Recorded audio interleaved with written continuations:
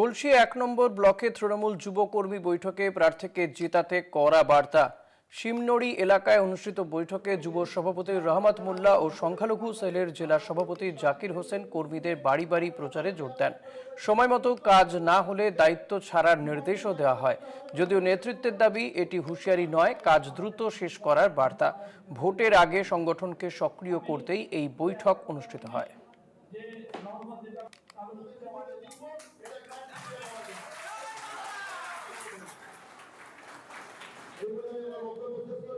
আমাদের বিভিন্ন অ্যাপ্রোচগুলো নিয়ে তাহলে সেটা আমাদেরকে আমরা করুন সবাই প্রার্থী আছে আমাদের কোন নেতা আছে কোন নেতৃত্ব আছে দেখা দাও অক্ষর অক্ষরে পালন করতে হবে।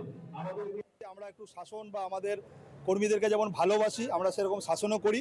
যেই কর্মীরা বাড়ি বাড়ি পৌঁছাচ্ছে না তাদেরকে আমরা একটু বললাম, একটু ধমক দিয়ে যে তোমরা বাড়ি বাড়ি যাও, মানুষের কাছে পৌঁছাও, আমাদের যে কর্মসূচি দল দিয়েছে সেইগুলো মানুষের মধ্যে পৌঁছে দাও। আমাদের ডিলে চলবে না, আমাদেরকে তারা কুইক কাজ করতে হবে। তার জন্য যুব সভাপতি বলেছে যে যারা ভাই করতে পারবে না তারা সরে বসো, আমরা অন্য ছেলে সেখানে রিক্রুট করে সেই কাজটা আমরা করাবো। এটা হুমকির আবার কি আছে? এটা তো হুমকির কেন হবে? যারা কাজ করতে পারবে না তাদেরকে তো সরে বসতেই হবে।